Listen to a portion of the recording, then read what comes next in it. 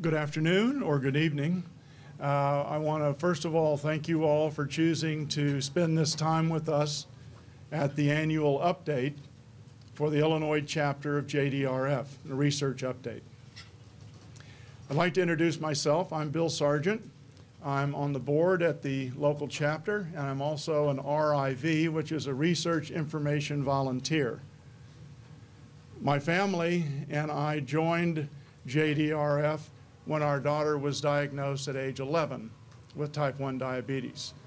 We became involved in a number of different activities, such as the gala, the silent auction at the gala, the Ron Santo Walk for diabetes, and our daughter was the lakefront chairman for a couple of years for that, and for the Ron Santo golf tournament. So we've had our involvement for quite a while with JDRF. It's particularly interesting for me to act both as a board member and as an RIV because my background is in science. I have a PhD from a medical school. I worked at that medical school for a number of years and then joined the pharmaceutical industry. So I've spent the majority of my career in the pharmaceutical development. So it's very gratifying to me to be able to read about the new research, to appreciate the new research that's being done to try to cure type 1 diabetes. I'd like to take this opportunity to introduce our new director for the Illinois chapter, Mr. Jay Blackwell. Jay, in the back of the room. If you haven't had a chance to say hi to Jay and welcome him, I would certainly take that opportunity. I'm sure he'll be around after the meeting for quite a while. Okay. I'd also like to thank Mr. Howard Bernick for again hosting our annual update. Howard was not able to join us tonight, but we certainly appreciate his hosting many of our updates. So let me give you a little information first. Our program tonight is going to be a presentation by Dr. Steve Griffen from our national JDRF headquarters. And he's going to give us an update on the state of type 1 diabetes research. After Dr. Griffen completes, then we're going to have a panel discussion with 4 Chicago researchers who are being funded by JDRF. You can find the bios for all of our speakers in the handout you may have received as you walked in. You'll also find in that handout information about ways to get involved with JDRF and information about how you would like, if you would like to volunteer for diabetes research, be a participant in a clinical trial. There's information in this handout about how you can find out what trials are going on, what the inclusion criteria are for those trials, and make a decision on if you would like to try to participate in that trial. All right? Now, let me introduce our first speaker, Dr. Steve Griffen.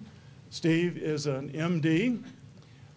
He has worked both in academia and in the pharmaceutical industry in the areas of oncology and diabetes research. Steve is currently the Vice President for Translational Medicine at JDRF and has been there, I think, about 8 months. The major responsibility for Steve and his group is to take interesting, innovative, new ideas, whether it's a drug or a technology, from the basic science labs into the clinical realm to actually begin to treat patients. And of course, this is the first step that one must take before you can bring benefit to the patients with type 1 diabetes. So, Steve will take us through the state of type 1 diabetes research, and I'll turn it over to him. So thank you very much, and I have to say I am delighted to be here. Thank you for the invitation to come out and speak with you. It's a great opportunity to talk about some of the exciting work that JDRF has been doing and to hear from some of those really top-notch researchers that we've been funding to advance the mission for type 1 diabetes. Briefly, I'm just going to break this down into 3 parts. We're going to have a discussion, which is really just around a T1, an update on what's happening in type 1 diabetes, some of the challenges and unmet needs. I'm then going to give an overview of JDRF and our research priorities, and then end with a roundup of some of the developments in our priority areas in type 1 diabetes research. But at first, I really kind of wanted to start with the history, all right? And some of you have seen this, some of you have not, so I recognize there's a wide variety of folks in the audience. But type 1 diabetes research has really been characterized by some amazing accomplishments, but there are still a lot of challenges out there. And so that picture on the left shows Frederick Banting and as well as one of their dogs.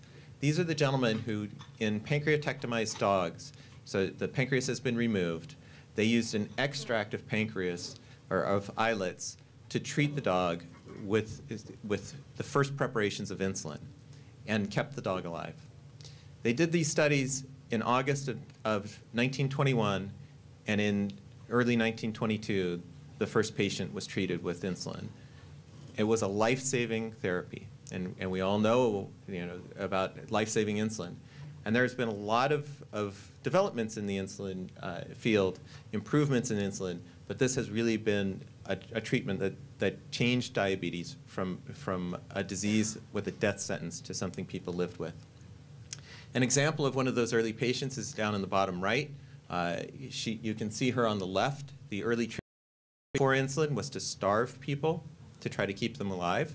It was the only way to try to keep them, put them in a state of starvation where insulin levels are naturally low and avoid giving them glucose so they could live on whatever little amount of beta cells that were secreting insulin they had. You can see what happened to her after just a few months of insulin treatment. She looks back again normal. So really a life-saving therapy. In fact, the Secretary of State at the time, Charles Hughes, his daughter had type 1 diabetes. She was 15 years old, weighed 42 pounds when she started on therapy. And you can see in the news just how excited everybody was, this cure for diabetes. Well, I think now everybody in this room would say, that's not really a cure, that's a treatment. Now, it saves lives, but it's a treatment. And we think there's a lot of opportunity to improve the treatments and seek a true cure for type 1 diabetes. And that's what we're all about. So I said I would talk a little bit about the state of type 1 diabetes in the US, and this is a slide that just demonstrates what's happening with type 1 diabetes in the US. What you can see, this is from a paper that was published earlier this year, looking at models of modeling the changing rates of incidence of type 1 diabetes and the changing population.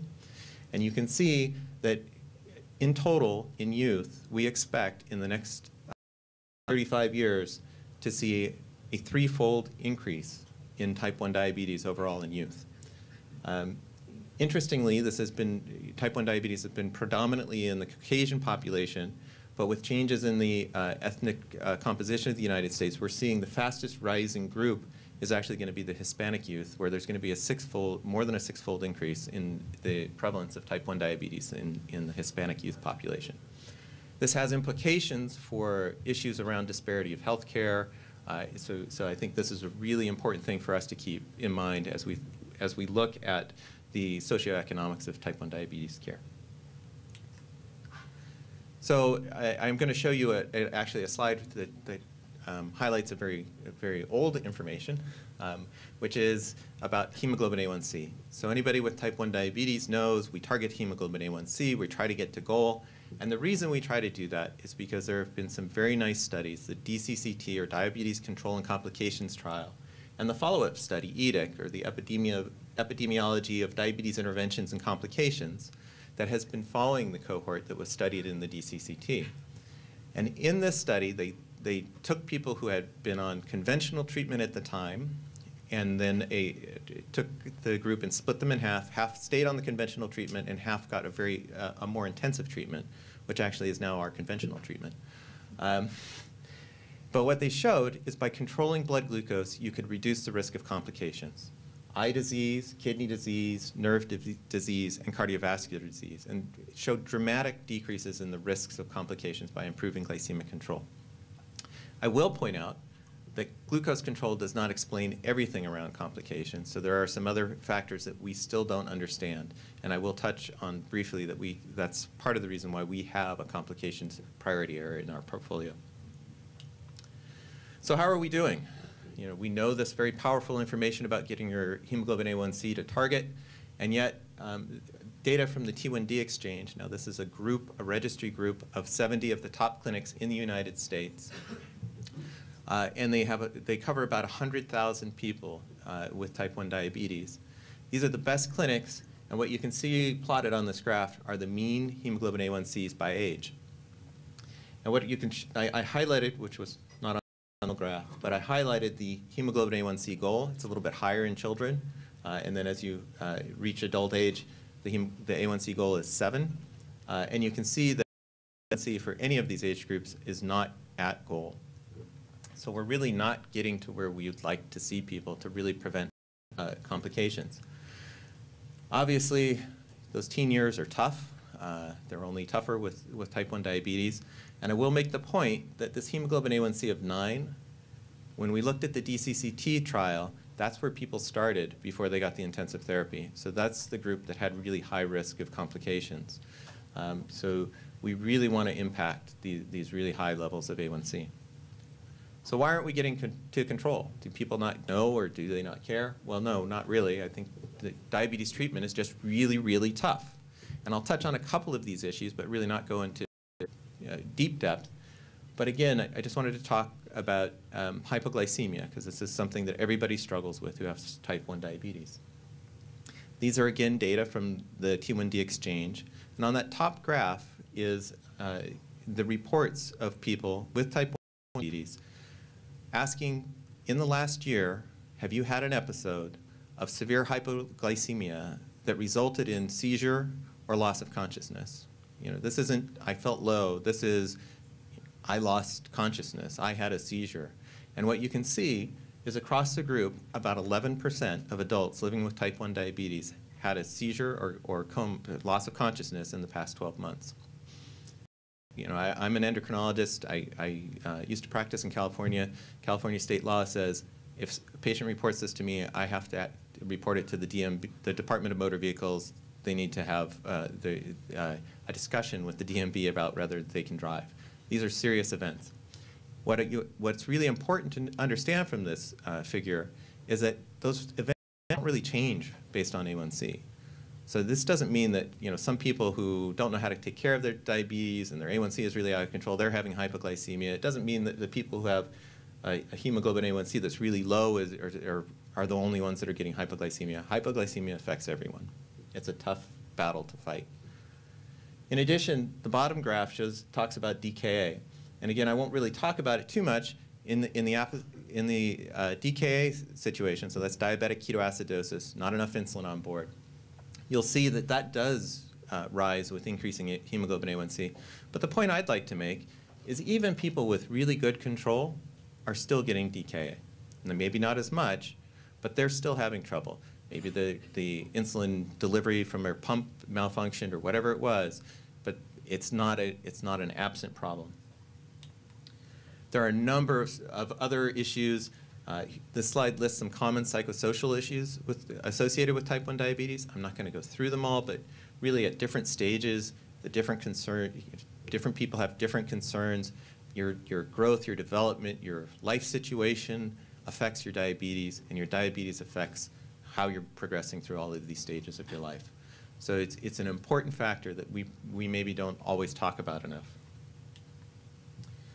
So JDRF has a vision for the future, and really that vision is for a world without type 1 diabetes. And so kind of the fancy way of showing this is what we're really trying to do is change type 1 diabetes into type none. We want to eliminate it. On the other hand, we recognize that this is not a one-shot fix. It's not going to happen with just a magic pill that we're going to find. This is going to be a stepwise process. And so what we really are talking about in the near term is doing less until none. And what that means is less complexity, less burden, less invasive, less danger, so less burden on the patient, better outcomes for people living with diabetes until we get to a world with no type 1 diabetes. How do we plan to do this? Well, we planned on working the pipeline. And so for those with pharmaceutical industry experience, they kind of know this. But basically, there are steps along the pipeline. You have to start with the initial discovery work, trying to identify new therapies, using them out in petri dishes and in animals, progressing them along into clinical development, which is kind of my space at the JDRF. And once you have something that really meets, that shows benefit and shows that it's safe, then you have to go through the regulatory hurdles. So you sit with the FDA and say, hey, look, we think this is promising. Do you agree that this is worthwhile? And even if you get it approved, then you have to get it reimbursed. So the insurance companies have to say, yeah, that's great. It has some benefit, but is the benefit worth what we're going to pay to reimburse for that? And only when you get through all of those hurdles and you really deliver something that patients want, that people living with diabetes want, do you actually deliver to the patient. And that's what our ultimate goal is to deliver to the patient. Whether it's a treatment, whether it's a prevention, whether it's a cure, we want to get it to people. JDRF is organized. We have a research group, which is where I sit. We also have an advocacy group, which was very active on the regulatory and reimbursement side. We are fortunate enough to have our Children's Congress this July. So for those of you who know about it, I have to say this will be my first children's conference. I'm really excited to go. So moving on to the JDRF research priority areas.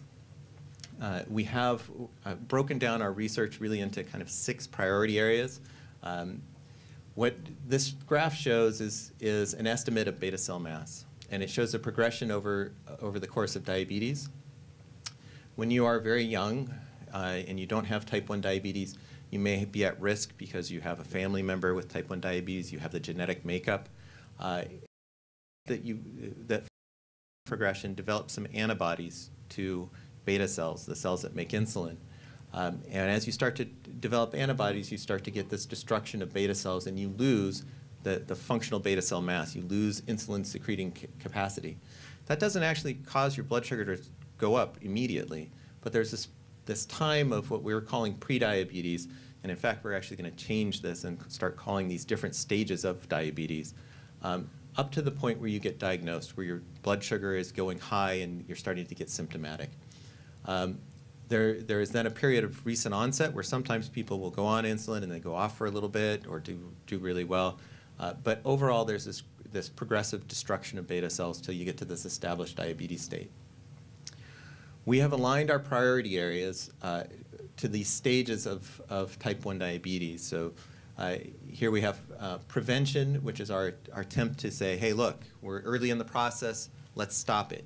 Let's stop this from happening. Let's never go down this path so that we can keep people from going down and ultimately developing type 1 diabetes.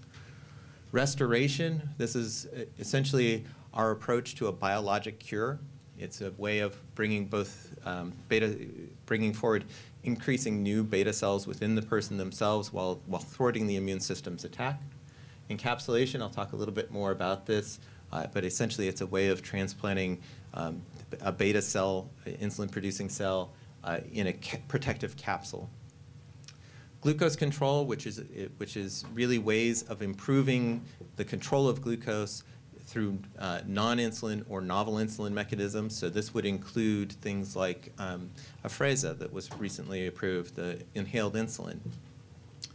Artificial pancreas, which is a combination of devices to automatically regulate glucose, and complications, which I touched on previously, which is other ways than glucose to help prevent the development of those complications such as eye or kidney disease. Unfortunately, I have 20 minutes. I probably only have 5 minutes. Okay, so I got the 5-minute signal. I'm way behind.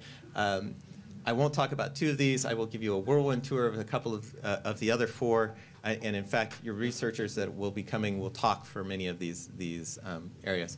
So prevention, I already mentioned. Our goal here is to prevent people from getting diabetes. If we can identify who's at risk, we can prevent them from getting the disease. I wanted to just touch on a few different activities that we have going on here, but in the interest of time, I'll make this really short. We are bringing people together. We're defining those early stages of diabetes. I said, we're it's not pre-diabetes. This is diabetes. Having autoantibodies is not normal. So these are the criteria that we're going to say the different stages of diabetes. This is really important for designing clinical studies so that we have the same definitions across clinical studies, so that we engage FDA and say, hey, look, we're targeting this stage of diabetes. This is how we define it. We want you to approve drugs to prevent diabetes in this phase. This is a new paradigm for them. So we have to come together as a community and say, this is how we're going to define it. This is how we're going to do it. The microbiome, which has gotten a lot of press, there are bugs living in your gut. They help educate your immune system. And we're very interested in this work. And FRIDA, which is a really cool study looking to screen not kids who are at high risk, general population, because we know that the majority of people with type 1 diabetes don't have a first-degree relative. The folks with first-degree relatives are at highest risk. So in Bavaria, joint funding between JDRF, the Helmsley Charitable Trust, and the Bavarian government, they're going to screen 100,000 kids at their 3rd or 4th year baby visit and identify whether they're at risk and follow those kids. At least one positive outcome that we're almost certain to achieve is that those kids who have antibodies are much less likely to develop DKA when they present. Restoration, I said this is a biological cure, so if we can find a way to enhance the production of beta cells or insulin and meanwhile or block the immune system in a very mild way to keep from destroying those new beta cells, maybe we can achieve a cure. I will just say this slide shows that even up to 40 years later, we can detect C-peptide, which is a measure of beta cell function in some patients with type 1 diabetes. So we used to think all the beta cells were gone. We now, early on there's more, so we want to intervene early where there's more. But this is also going back to that very early slide about starvation and how that used to work. This is probably why it worked, is because there were still some beta cells around, some insulin. We are also looking at other approved drugs to try to prevent beta cell death. We have reasons to believe that interfering in some of these pathways within the beta cell may protect them from death. So we are taking advantage of drugs that are already approved and available to try to test those hypotheses in clinical trials. Encapsulation, I mentioned, this is a renewable beta cell source, or islets, beta cells that secrete insulin, protected by a barrier that prevents the immune system from attacking. This has received a lot of attention in the press lately.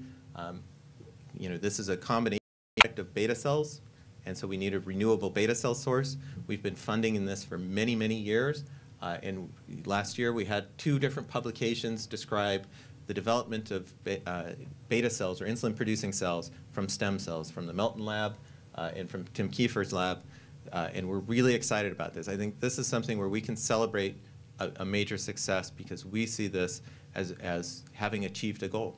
We have a potential replenishable beta cell source.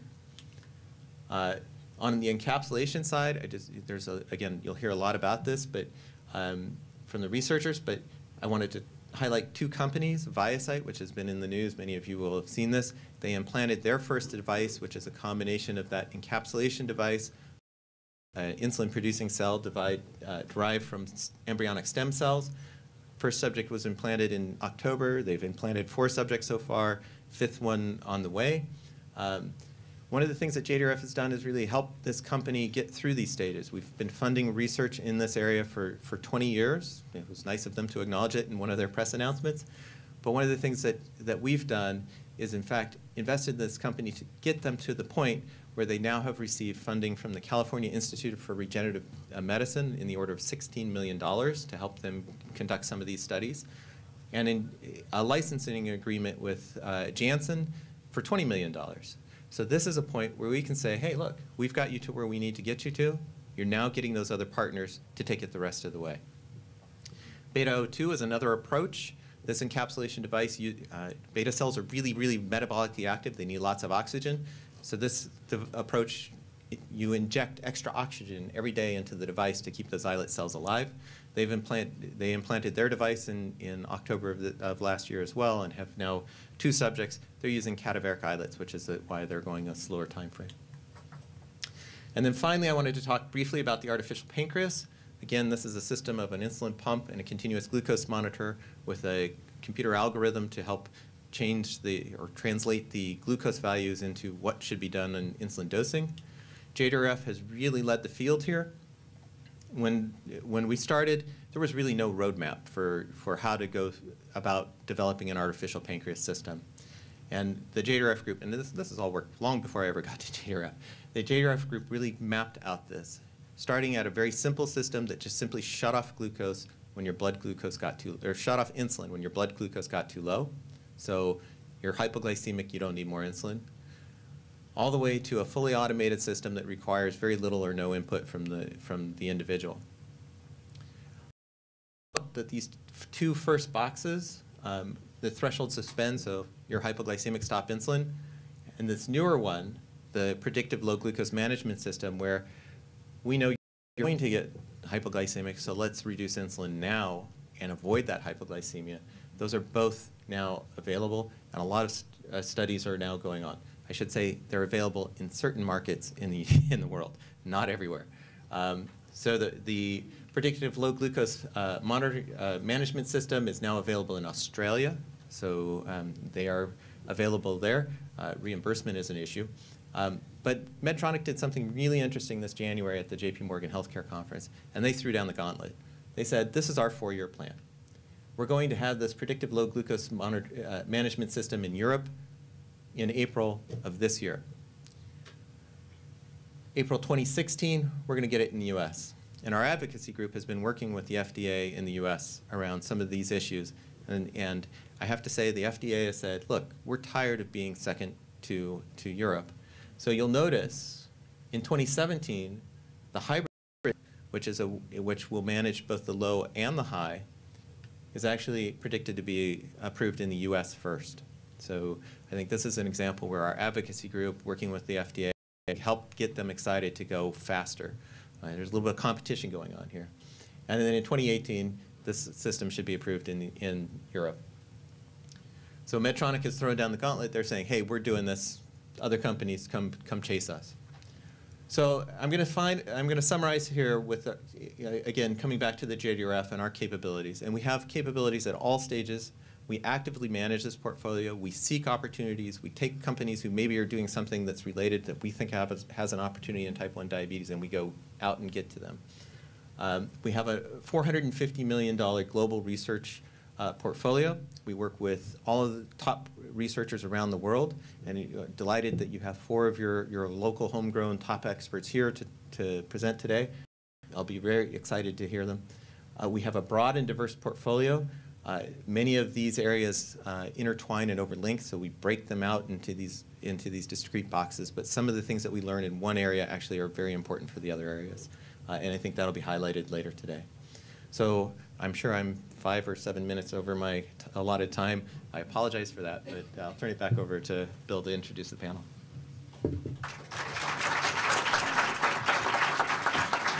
Thank you very much, Steve. We also need to recognize that Steve waged his way through a major East Coast snowstorm to get to Newark Airport and join us today. So he's gone above and beyond the call of duty, and we really appreciate that. I'd like to now invite our panelists to join us on the stage. To introduce our panelists quickly, Dr. Ali Cinar from ITT, Dr. Jose Oberholzer from the University of Illinois in Chicago, Dr. Steve Miller from Northwestern University, and Dr. Jeff Hubbell from the University of Chicago. Our first question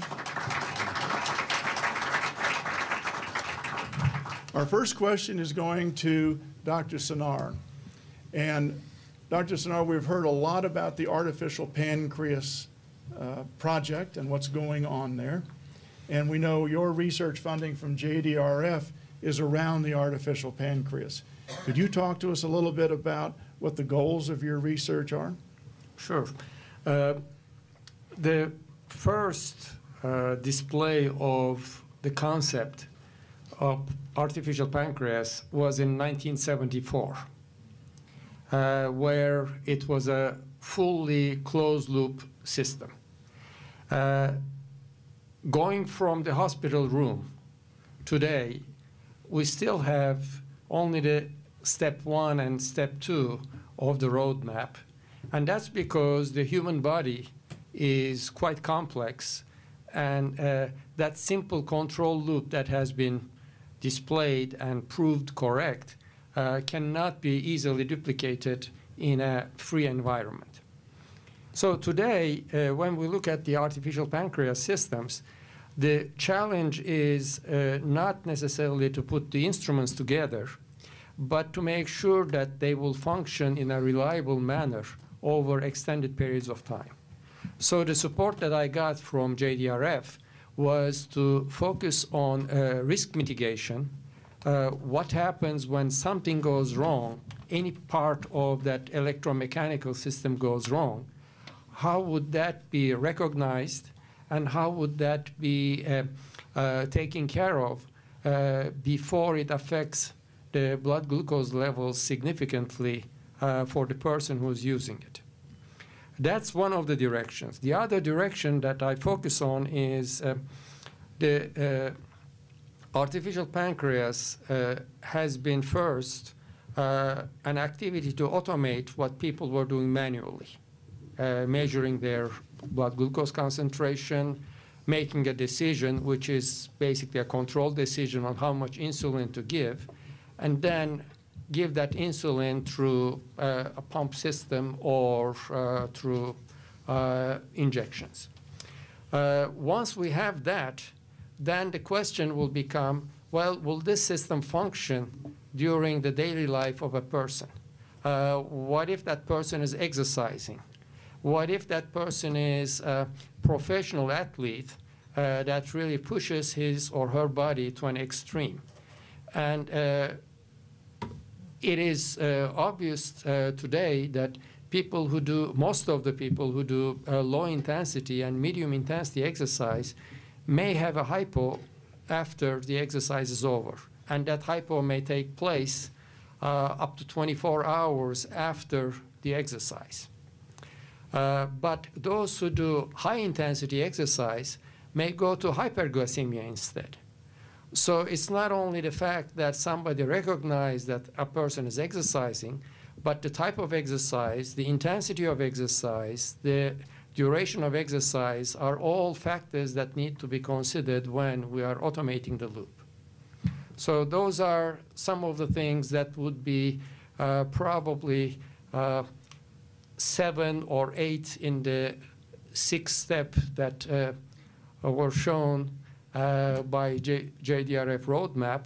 And the JDRF roadmap was crucial to make a big leap in this area.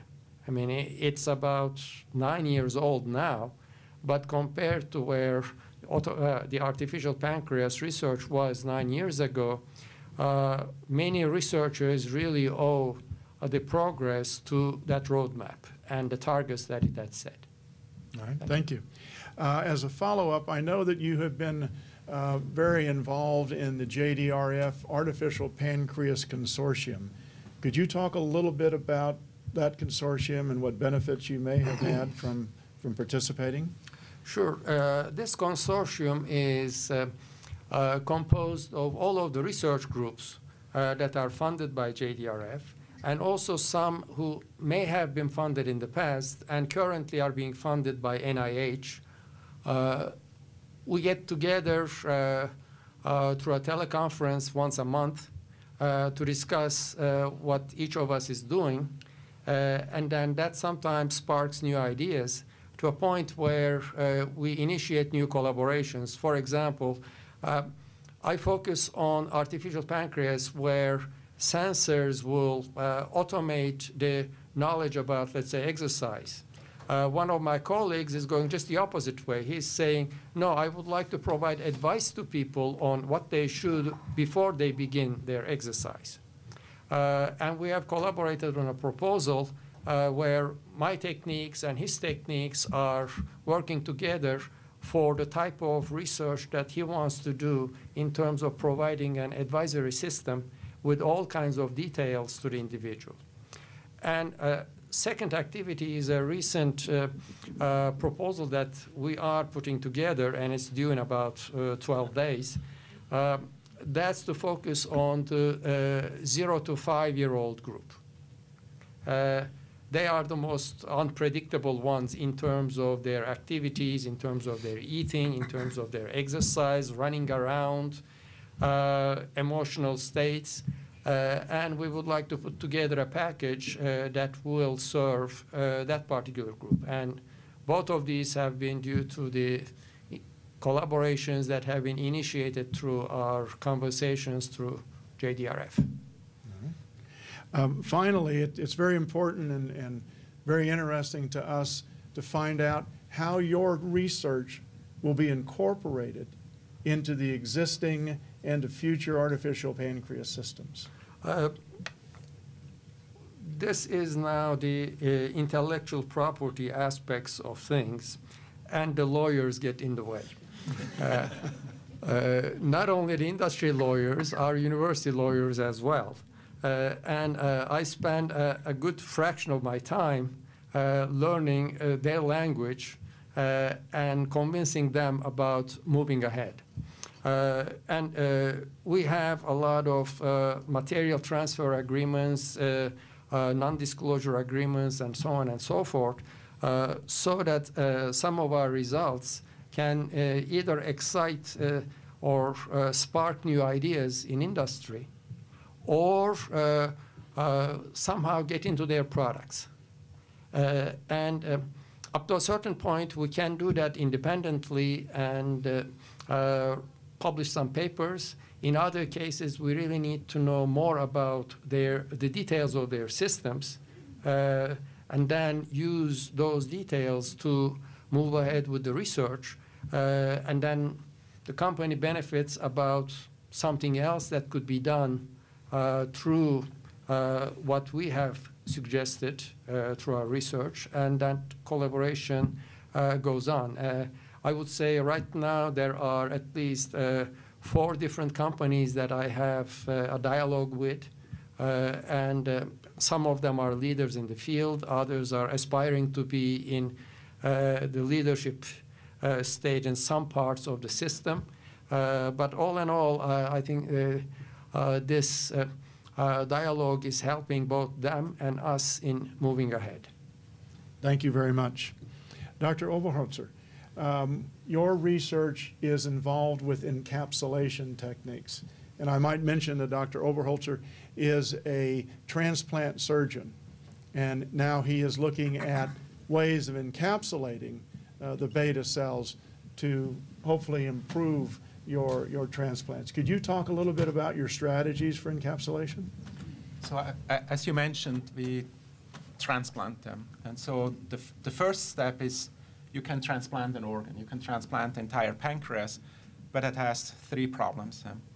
It's a significant surgery. It requires medication to prevent rejection. And there are just not enough pancreases around to even address a fraction of diabetic patients. So the first problem, the surgery, we eliminated by just transplanting the insulin-producing cells. So we have technologies available today that allow us, from a donated organ, isolate the cells that produce insulin and sense the glucose and transplant that. So we can do that as a same-day procedure. And if it takes and if it works, at the price of taking immunosuppressions and medications that will suppress the immune system to prevent rejection, it works. And we do have patients out who have not injected insulin for over 13 years with one procedure, a same-day procedure. Now, the 2 limitations still are there, not enough cells and the immunosuppression. And so the encapsulation technology is one of the options among others that would potentially allow us to transplant those cells without having to use immunosuppression. So the concept is you find the biomaterial that the body would not recognize as being something foreign, so that would not elicit an immune reaction. And that biomaterial has to have also the ability to let the cells survive inside, so it has to allow nutrients to go in and out, and the insulin and glucose, of course, and also enough oxygen. And so the encapsulation system essentially can be divided in two aspects. So one is you take something rather big, something you can see from eye that you would call a macro device, or you can make it really, really small, and then it becomes a micro capsule. And the two technologies have all advantages and inconveniences. The big one, as we have heard many, many times by ViaCyte, the big one has the advantage that the FDA feels safer because you can potentially take it out. So if ever anything weird would happen with what you put inside that capsule, you could take it out. The big inconvenience is that by the physics and the biology of the cells, the oxygen delivery to the cells is not so great. It's a little bit too big. It has to travel too far. The microcapsule overcomes that problem, but it will be really difficult to remove all the microcapsules if we had to. And so these are two technologies that are being evaluated, and the funding that we are receiving from JDRF is to address the microcapsules and help groups that develop those capsules, test them in appropriate animal models to bring it then to the clinic. Okay. You mentioned two problems. One was the encapsulation, and the second one was the availability of cells for encapsulation. Could you comment on the research coming out of Doug Melton's lab at Harvard and how that may potentially solve the second problem? Yes. So JDRF has been funding for quite some time actually three approaches for replacing the cells. One would be to take animal cells from pigs, and you all know pig insulin has been used for a long time, and that's research mostly done at Minnesota with Bernard Herring and other groups out on the East Coast that are addressing this. The other one, the second option, is something that only very few groups remain interested in, is to make the available cells grow. So stimulate themselves in a natural way so that from a little bit of cells you would get maybe out of one pancreas instead of transplanting one patient, you may be able to transplant 1,000 patients. And then the third approach is that you just create new insulin-producing cells like that happens in our development as we are a fetus and then become a baby. Obviously, it starts all with a single cell. And that's what Doc Melton has been doing. So Doc Melton is what we call a developmental biologist. So he has spent his time understanding how we humans are created. And when his kids became diabetic, he dedicated his life to find out how he can create new insulin-producing cells. And he has been working on this for 20 years and has succeeded now to a step where we are really able to say that the cells he creates are very, very similar to what we isolate from a pancreas. We have had the privilege, thanks to JDRF connecting us, to test Doc Melton cells and transplant them into non-human primates. And these are experiments that were just done over the last few months.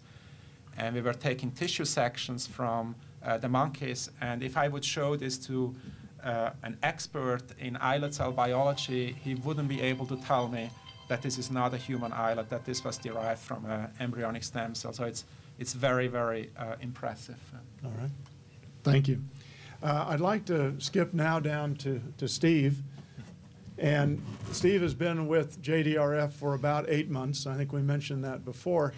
And I'd like to ask him a question. You knew JDRF before you joined, but what are the new things you've learned about how JDRF works since you've been on the inside? Right. So thanks. I think it's a great question. I have to say, so I was very excited when I got the call asking me to come and interview for the JDRF. I know it's a great organization and something that I really cared about and was passionate about. And I walked through the door, and they talked to me about the 350 plus actively managed projects ongoing, the $100 million yearly, the $450 million global portfolio. I'm just amazed at how much work's going on. And I think you have to recognize that there is a staff at JDRF I'm honored to work with, the folks who are really reaching out and working with all of these investigators, setting up these consortia, linking people together, working with the companies to try to make those connections and bring things forward. So I think JDRF as an organization has just been doing so much more than I ever appreciated from the outside. It's a great organization to be a part of. Thank you. Now I'd like to turn to Dr. Miller. Dr. Miller and Dr. Hubbell are both working on a concept called immune tolerance. And it's the second half of can we transplant cells into a human? The second half of that question is can we stop the immune system from attacking those cells?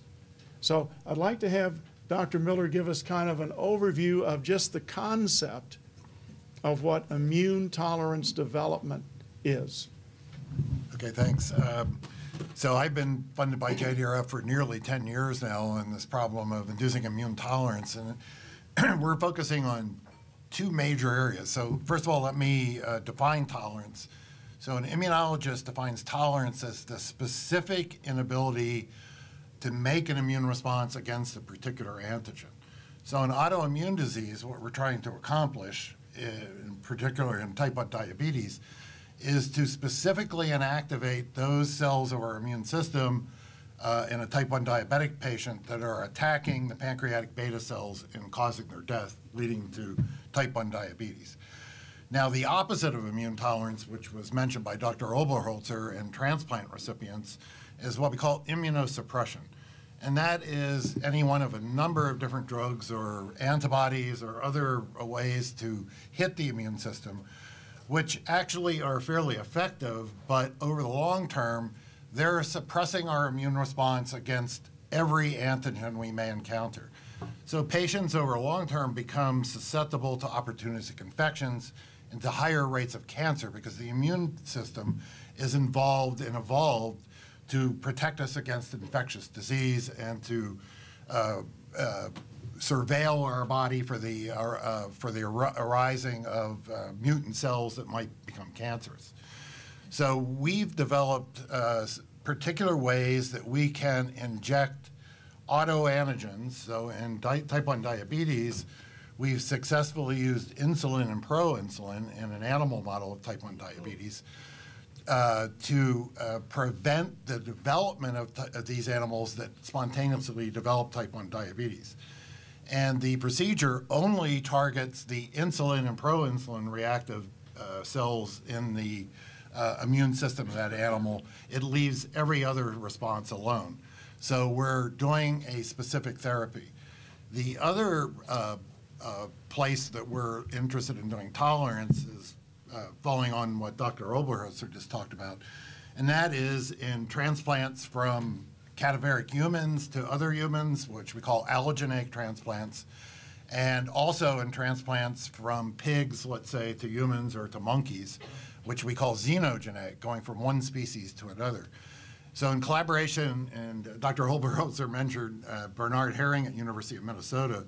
So Bernard and myself in Schwinrong Luo at Northwestern have been funded by JDRF over the last 5 years now, and we also have funding from the NIH to determine how we could make individuals that would be a candidate for an islet cell transplant so that we could treat them so that they would specifically not reject the islets they're receiving.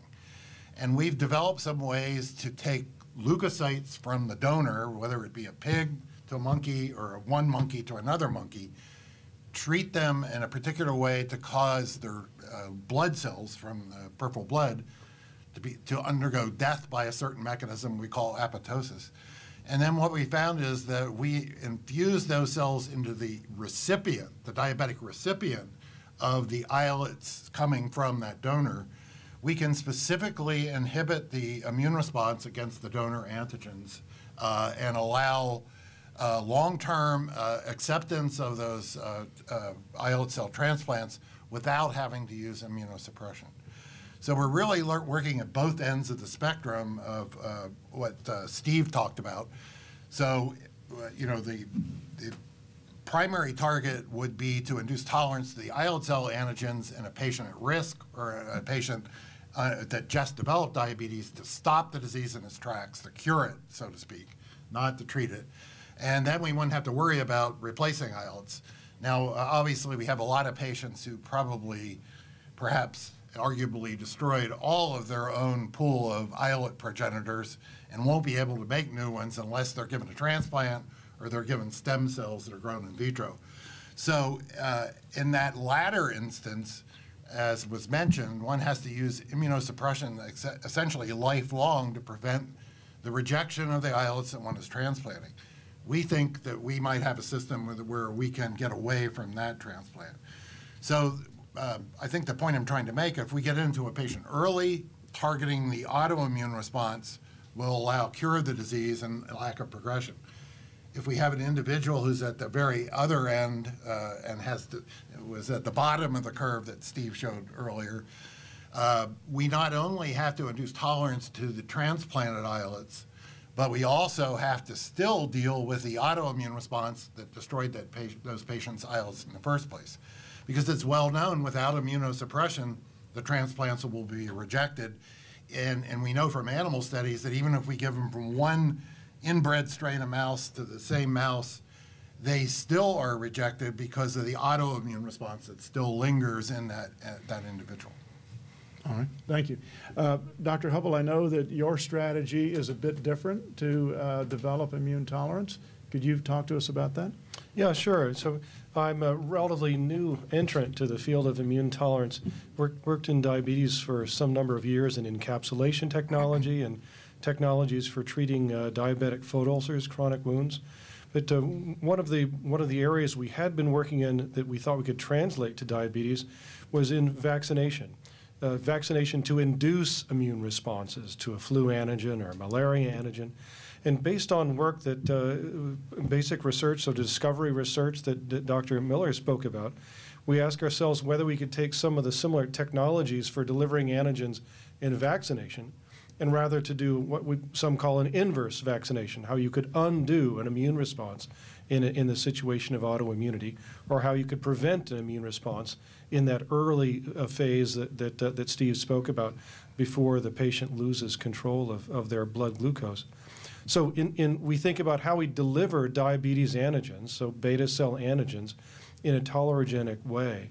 So one approach, which I said was motivated a lot by watching Dr. Miller's research, was to ask how some cells in the body are cleared in a tolerogenic way, and then to try to mimic that with molecular engineering, how we could engineer molecules to be cleared in that same way. And so we were interested in blood cells and how blood cells are cleared. Blood cells are cleared at about 1% per day, which is just an enormous number of cells. And you don't develop autoimmunity because they're cleared in the liver and other organs, but particularly the liver, in a tolerogenic way. So we've explored under JDRF funding ways to take diabetes antigens, which others have discovered, and to target them toward blood cells, red blood cells, such that those cells circulate and they're cleared in the liver. They would be cleared in a tolerogenic way, just as though the body is maintaining tolerance to its own dying, apoptosing, to use Dr. Miller's word, red blood cells. So we think about antigen delivery, how we would take discovered antigens, deliver them in a tolerogenic way, so the body would process them and undo an immune response that had been previously developed to these antigens. So that's one approach that we explore. We also ask questions about what's going on in the liver. So if these cells are delivering antigen to a liver, maybe we can figure out that biology and that immunology and directly target it. So there we use biotech approaches. So biotechnologists think about delivering drugs to the liver for liver diseases. They also think about doing just the opposite of how you'd prevent some drugs from being collected in the liver, so which would be sort of like a big sink, a loss, a trash can for the drug.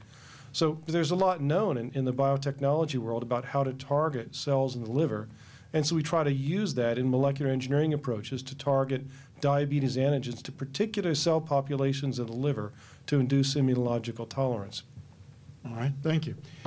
We asked Dr. Cinar about the commercialization of his ideas. How do the ideas get into a commercial setting to where the patients with type 1 diabetes can benefit from all of this research? And I'll ask the same question to the rest of our panelists. Dr. Oberholzer? So that's a very, very critical question, because the more complex the problem to solve, the less beneficial is the influence of the intellectual property issue. And I tried to explain this a little bit briefly. The problem with intellectual property is that you are fixed often on one solution, the one that you own. And if you go out to raise funding for that, well, you are fixed on that one solution that you own. And often you realize in a very short period of time, well, that solution that you own doesn't work, but there's another one, but I don't own it. And so that has been a humongous frustration in my personal scientific life. And every time I got in contact with this, I had very frustrating experiences. So the stance that we took is a very unconventional one. So we established collaborations with gentlemen agreements to the complete nightmare of my university. And so I had, may I share this anecdote? I had a lawyer on my phone at the university, and I got so upset. I asked him, "Well, may I talk to your supervisor?" And the guy burst in laugh and said, "Well, I'm the chief officer for legal services at the University of Illinois, representing the state of Illinois." And then he said, "Well, I guess we're not getting anywhere, so you're going to do it anyway." And said, "Yes, we are collaborating in this way." And so he was the one then who said, "Well, the only way we can do this is by gentleman agreement." And so what we do is everybody owns their own intellectual property. We don't worry about the company yet. And we hope that at some point somebody way smarter than we are will come in and somehow fix this so that it can be turned into a product. So we are anti-intellectual property. We want to use whatever works, whether we are going to make a business out of this or not. All right. Dr. Miller? Yeah, it's interesting because I've just been going through this. We just actually formed a company about a year ago. And so the technology that we are employing to induce immune tolerance is actually use a nanotechnology approach. So through a collaboration with other people at Northwestern and people other places, we developed a methodology where we can actually put insulin and proinsulin, the antigens that are targeted in type 1 diabetes, inside a small particle that made of a biodegradable substance that's FDA approved. And we then inject those nanoparticles that encapsulate the antigens intravenously into a mouse. They traffic to the liver and spleen. Jeff's technology uses a different way to target those cells, but we're really accomplishing the same thing. And tolerance is induced. So we formed a company, licensed the technology for making the particles, how you treat their surface, and how you capture the antigen inside of them when you make them, from our university, and formed a small startup company, which is virtual now. That means it's, people's idea. There's no physical space for this. But we've actually been quite successful. We found some angel investors, and we paid most of them, all the money, and I apologize to the lawyers in the audience, all went to the lawyers for the intellectual property and the patent filings.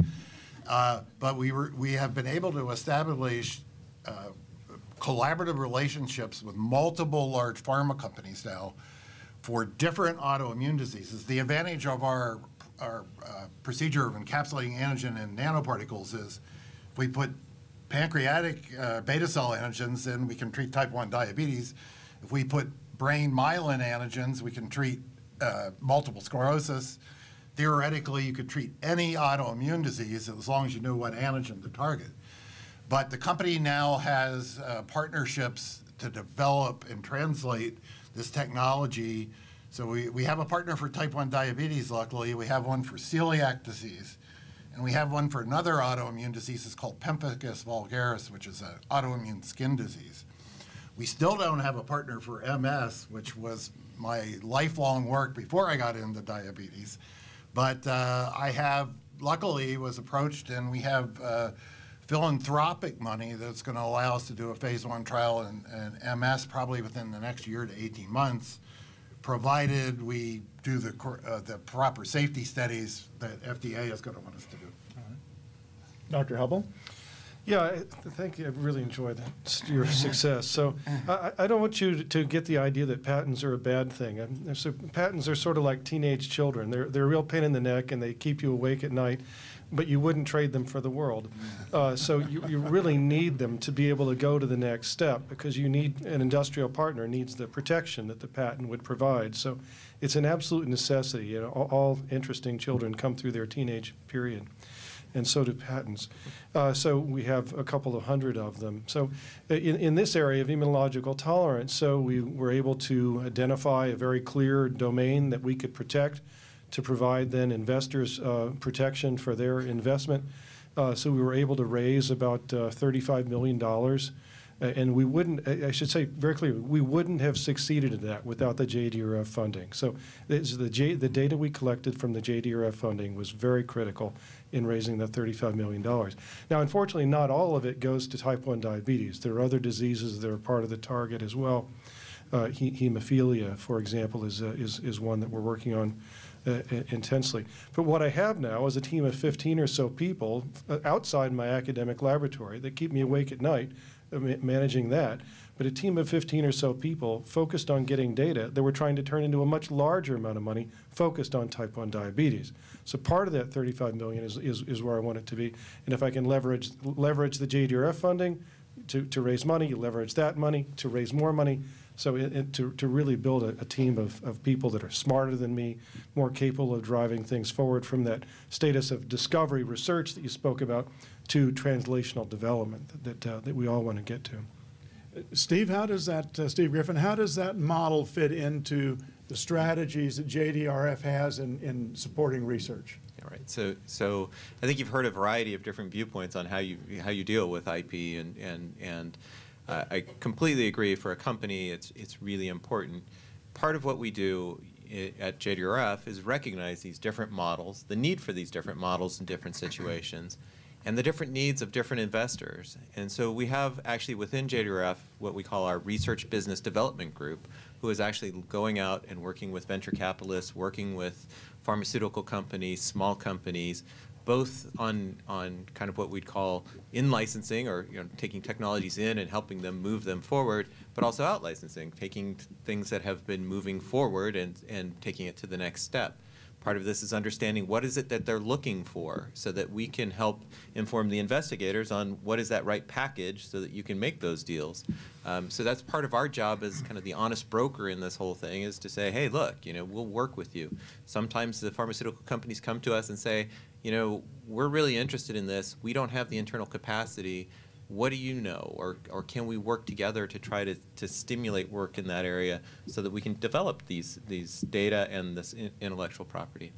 I think the other point that I'd just like to make is that you've heard a lot of approaches, some trying to get similar goals, but we have really multiple approaches trying to achieve these goals. We need multiple shots. We don't know which are going to work. We don't know which are going to fail. Coming from a pharmaceutical company, I will tell you, taking a pill into the clinic for the first time in diabetes and in general has about a 5% success rate. So 95% of the time it fails. So we need to do a lot. And I think this is one of our challenges, where we just don't have funds to do nearly as much as we'd like to. You see some really great examples of very promising work. You don't hear about the things that we just can't get to. Okay. And the other thing is, we've heard a lot about the Smart Insulin project, which was heavily funded by JDRF, has now been picked up by a pharmaceutical company, Merck, for commercialization. Is that a good thing or a bad thing? Well, I'll answer it as mostly good. There's just one little thorn in our side, but this is a great example where JDRF supported a very small company doing the smart insulin, and many of I see some nodding heads. Many of you know this story. This is what I would prefer to call a glucose responsive insulin, an insulin that acts when you need it and shuts off when you don't. This company developed enough data that it was acquired by Merck. It was acquired by Merck for a total package of really $500 million. It tells you how important this was to Merck. There was a bit of a bidding war, I can tell you that. I can't tell you that the company I was working for at the time was interested as well, but didn't have that kind of deep pockets. But I think that's a really important thing. What Merck brings, besides money, is actually expertise in development. So they have the expertise to take those early ideas and really start to build them out. So you heard some discussion around doing those preclinical testing, the safety requirements, the interactions with the FDA. Merck has the expertise to really take it that next step, and they've announced that they're going into the clinic with their glucose-responsive insulin this year. Wow, that's great to hear. I would like to now open it up for questions from the audience to any of the panelists except me.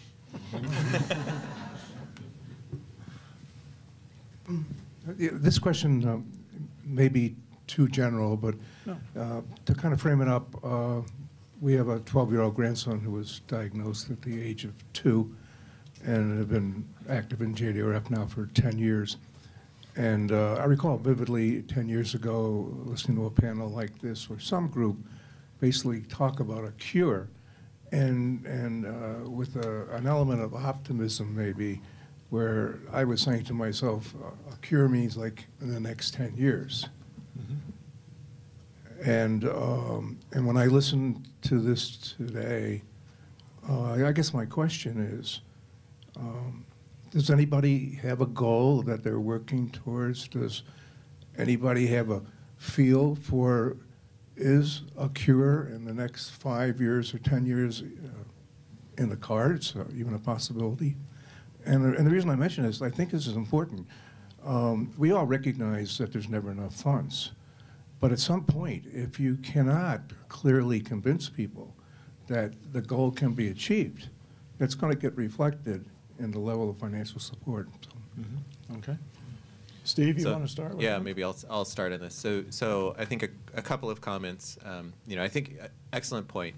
I will say that when I was in medical school, which is a unfortunate number of years ago, I was told that there would be islet transplantation that would cure patients with diabetes. It was just around the corner, be there in 5 years. It took a long time between that statement and the Edmonton Protocol, which I think really was a significant advance. And I'm talking like 15 years.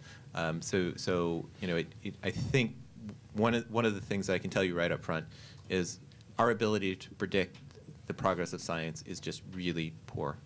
I will also say that you take a small molecule for diabetes and you look at the timeline for that development, you're talking typically anywhere from 10, 15, 20 years timeline from the identification of a target to really getting it to the endpoint. Having said that, we are still really focused on a cure, and I think you're hearing some of the approaches that may very well lead to it. The induction of tolerance. I mean, one of the things that just astounds me is that you can transplant islets from a different species, beta cells from a different species, and achieve some tolerance. There is, to my understanding, no stronger immune response than a species difference, and you're inducing tolerance. So I think these are really exciting. I mean, it's sometimes hard to explain just how exciting those data are. Now, when does that become a treatment? I'm going to hesitate to try to make a prediction because it's a problem. You look at the encapsulation. Now, we're talking about the development of two parts of it, the encapsulation device, but also the beta cells. And again, the development of the beta cells has been 20+ years of work trying to develop cells from stem cells, and yet, we have it, and we have it from multiple groups. Now, which is the better cell, which is going to do better, which maybe in a different device it's going to do better, I don't know, but I see these tangible marks of progress in multiple areas, and I just tried to highlight a few of them and welcome comments from the other panelists. Maybe just one important milestone that is coming close is islet transplantation today is an experimental procedure, so you can only get it in the context of a clinical trial, and participation in a clinical trial is not for everybody. It requires a heavy involvement in time and doing tests that otherwise would not be needed other than for studying and providing data to the FDA. So here in Chicago, we have now, the University of Illinois is now in the process of writing the biologic license application. So we have completed phase 3 licensure trials. And we have a timeline of what we call a pre-BLA meeting in the spring with the FDA.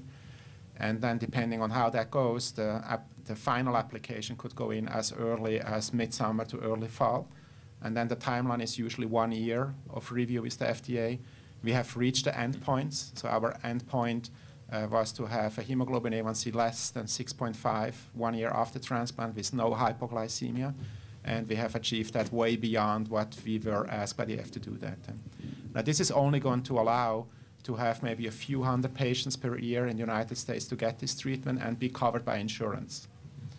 What it does is at least we won't need any funds to do any more of those clinical trials, and we can then focus on the two remaining obstacles of providing a cell source and the encapsulation. The encapsulation, we were already in the clinic, not in the US, but we did clinical trials with the University of Perugia in Italy a few years back. We had function of human islet cells over several months, but not enough to get the patients off insulin. And so we had to go back to the drawing board and improve this technology. And we are right now in what we call preclinical trials. So we are doing now trials in non-human primates. And that will typically take 2 years. And it will depend on what the findings are. So as you were saying, it's difficult to make a prediction there. But that would, my guess would be that would be the next step, would be do a small number of transplants with human islets encapsulated. And then hopefully Doc Melton would then catch up in demonstrating that his cells are safe for clinical application. And I cannot make a prediction for how long that will take. Okay. Anyone else? On the artificial pancreas side, what we are doing is to provide a better life to people who have diabetes, their parents, their grandparents, while they're waiting for the cure. And I think it's going to be falling by the wayside, just like the 8-track tape, the cassette tape, the videotape.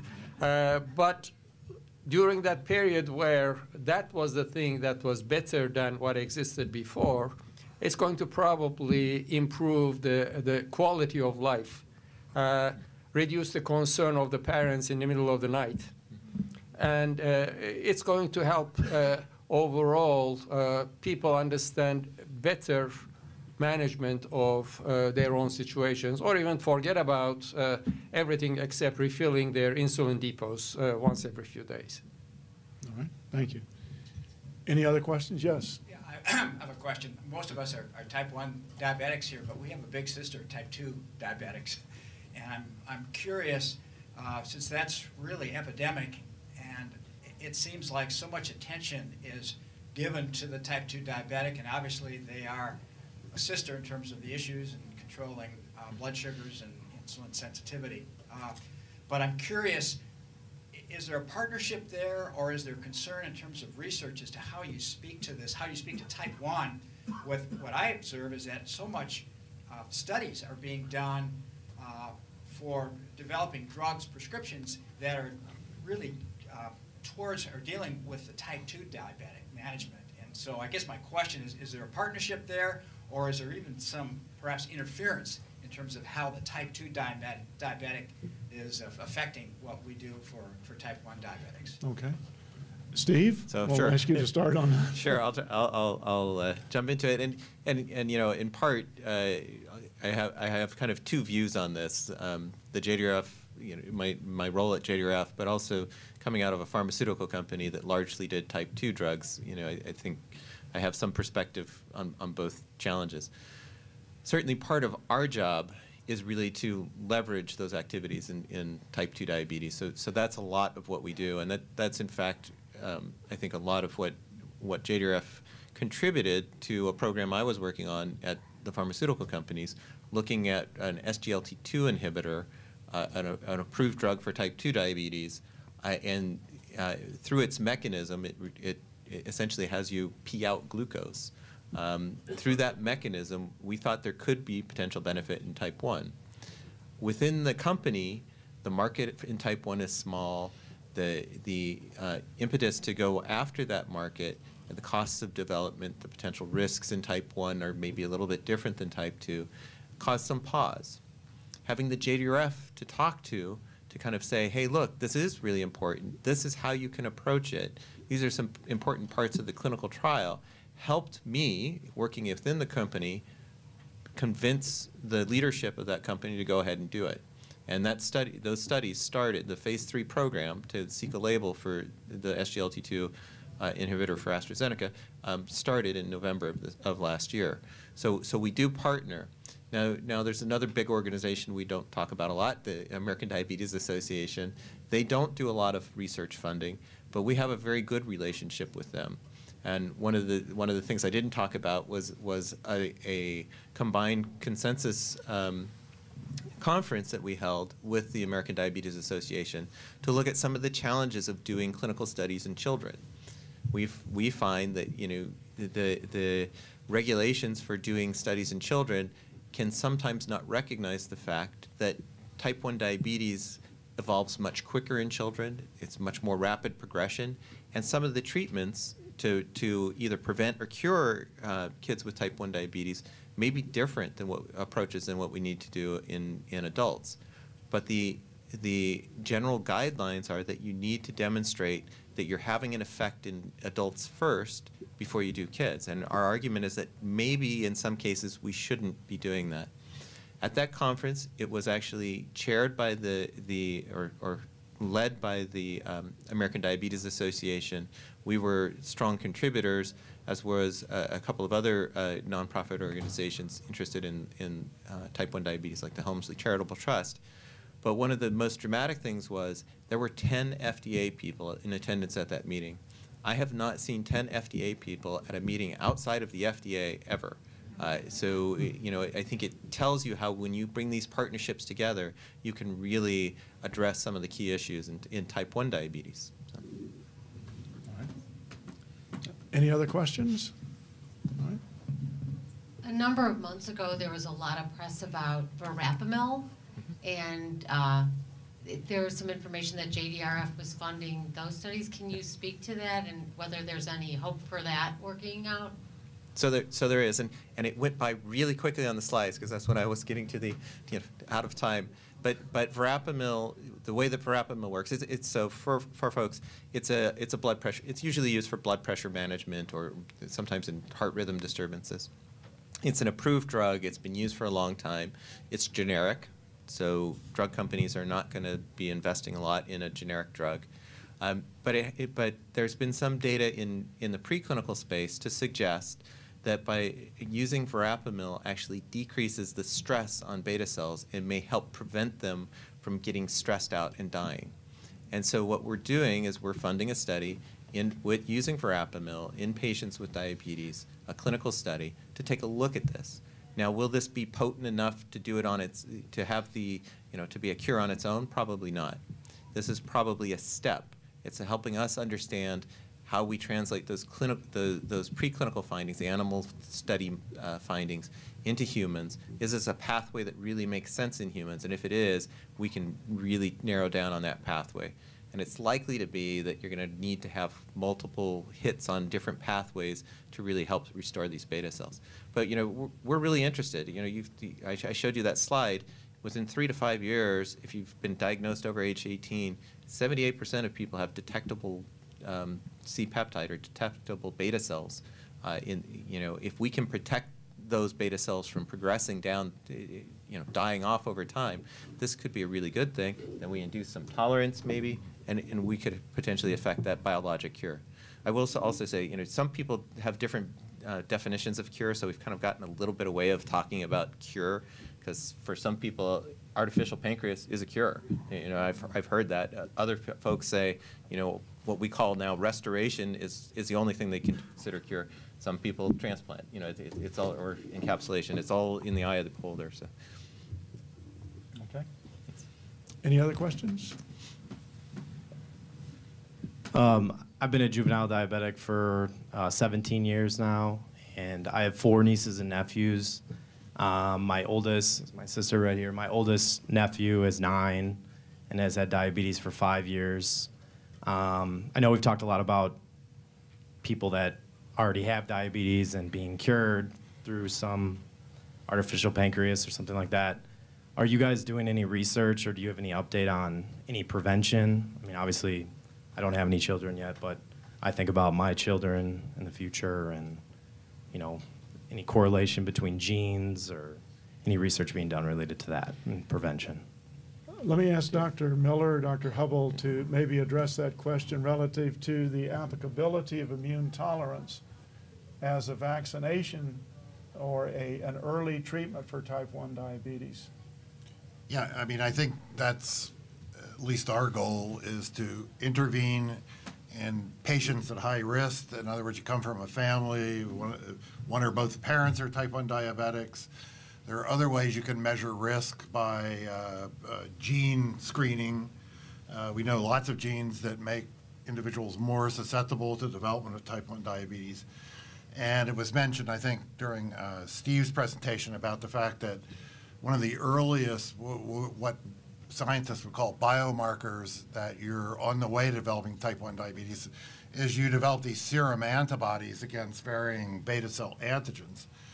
And it's, as I understand it, not being a clinician, if you're 3 antibody positive, in other words, you're making antibodies to 3 different beta cell proteins, your chances of going on to develop overt type 1 diabetes in the next 2 years are like about 80%. So that's the population that you would want to intervene in to stop them from ever getting to that point where they can't control their glucose. And the mechanisms that both Jeff and I are using to induce tolerance work through various mechanisms, but I think one of the most important is the way we do these inverse vaccinations or regulatory vaccinations, whatever you want to call them. They actually stimulate a portion of our immune system called regulatory T cells. And once those regulatory T cells are activated, at least in the animal models, they appear to control the progression of the disease in an NOD mouse, which is our major model for the rest of the mouse's life. So we, our hypothesis is by intervening once or very few times at that critical stage where we think you have a real good chance of developing type 1 diabetes and haven't yet gotten there, that we should be able to turn that response off from happening, indefinitely, or at least that's the goal. So, and just to add, or you want to go? Right, absolutely. So fortunately, that period between being able to detect that you're likely to become diabetic and when you do lose enough of the beta cell mass to lose glucose control, that's more than a year. So right now, one can detect that and you say, sorry. But now, we say in the future, we want to be able to detect it and then intervene. So we're trying to really provide the physician something to intervene with during that period of very early onset. Steve? Yeah. So thank you. So just 2 comments. One, prevention is really important to us, in part because we think that we can learn things from prevention that also apply to, the curative approaches. So, the restoration, the protection of transplanted islets or encapsulated islets. This is an area where these approaches actually fit in multiple of our little buckets that we use. And then the other part is, multiple approaches. You have a couple here. I spoke really briefly about the microbiome, so bacteria living in your gut. There's evidence to suggest that they educate your immune system, and so maybe playing a role in helping your immune system learn not to attack your beta cells, and if there were easy ways to try to better educate the immune system, maybe we could go down some of those approaches that would be, maybe complementary to some of the approaches discussed here. And for example, there was a recent publication that suggested that the diversity, the range of those bacteria change as you start to develop type 1 diabetes, and you get less diverse, a less diverse microbiome, so less different types of bacteria living there, and that maybe it's really important to maintain that diversity, and maybe you could do it through something like taking a probiotic, that might be a really simple and easy approach. It's probably not going to do it all, but maybe it's a step along the way. So we have these multiple approaches to try to get to the end goal, which is to prevent and cure diabetes. Okay. I think we have time for one last question. And I do think our panelists may stick around for a few minutes after the meeting, so you might be able, if you have a particular question, find them as they're going towards the back of the room, and I'm sure they'll be happy to talk to you. We had one last question. So this is not so much a question, but just a thank you to you guys, because my husband and I have a 6-year-old who was diagnosed 2 years ago with type 1 diabetes. And we have been on a tour of these summits across the nation. We're from Wisconsin. We've been to LA. We've been here hoping to go out to Boston. And one of the things that we have heard at every single summit is just that 2014 was a banner year in type 1 diabetes research. So thank you guys for donating and supporting us. 2015 is already turning out to be a banner year. And then I want to make one comment about the artificial pancreas that was brought up in LA, that they really work in tandem. So they're using the artificial pancreas before the islet transplants, before the encapsulation.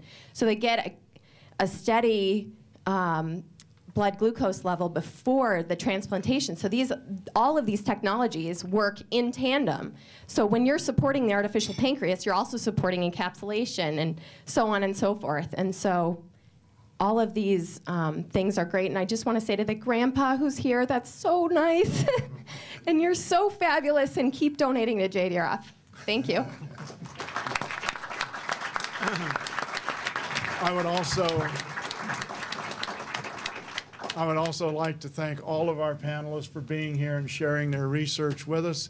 And I'd also like to thank them for all the many contributions they've made to the scientific literature, unraveling the mysteries of type 1 diabetes. Thank you, gentlemen. We really appreciate it.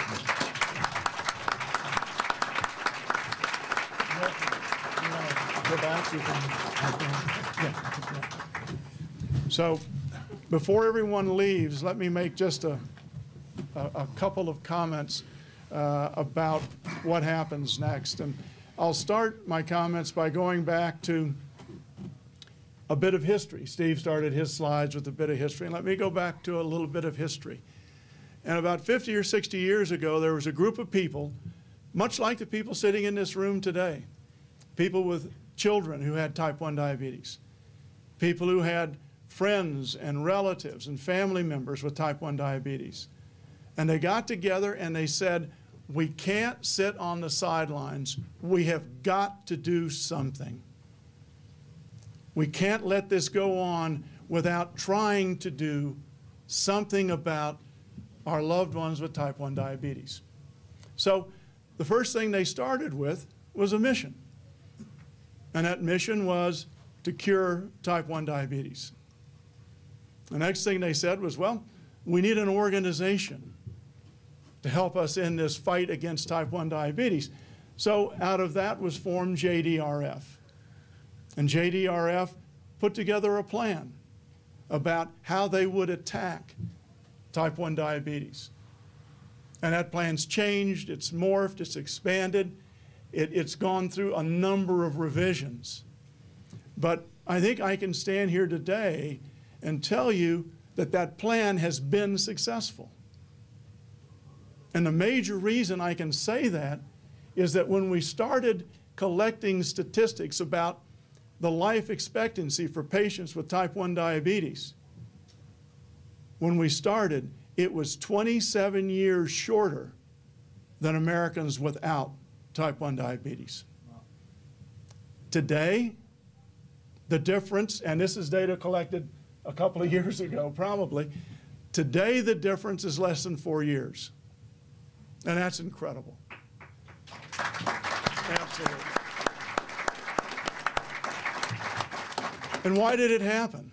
Well, there were advances in treating complications and preventing complications. There were advances in what types of insulin that people can take. How do you inject the insulin? There were advances in what type of glucose monitors there were.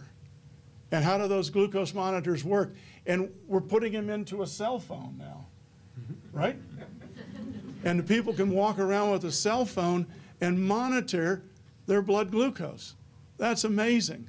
So not only have these advances really brought a much healthier life to patients with type 1 diabetes, it's also increased the quality of their lives, which I think is important, not as important as the health, but it's very important.